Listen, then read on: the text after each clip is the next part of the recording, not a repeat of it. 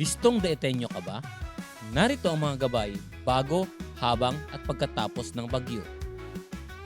Bago ang bagyo, alamin ang balita ukol sa panahon at mga anunsyong pangkaligtasan. Alamin ang plano ng komunidad sa pagbibigay babala at paglikas. Suriin ang bahay at kumpunihin ang mga mahina o sirang bahagi nito. Ihanda ang go bag na naglalaman ng mga pangangailangan ng pamilya. Ilikas ang mga alagang hayop sa ligtas na lugar.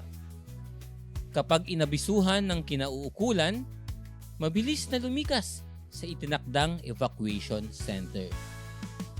Habang may bagyo, manatiling mahinahon, manatili sa loob ng bahay o evacuation center at makinig sa pinakabagong balita at taya ng panahon.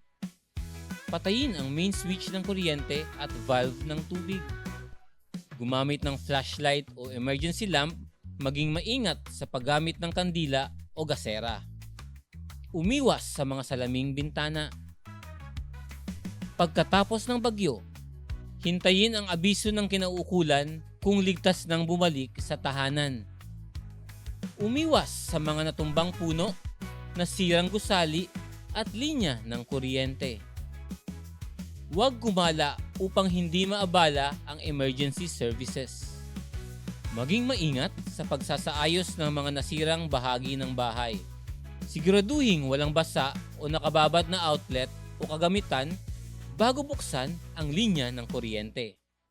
Itapon ang mga naipong tubig sa lata, paso at gulong upang hindi pamahayan ng mga lamok. Maging kabilang sa listong Pamilyang Daetenyo para sa listo, ligtas at maogmang dahil sa tuyang gabos.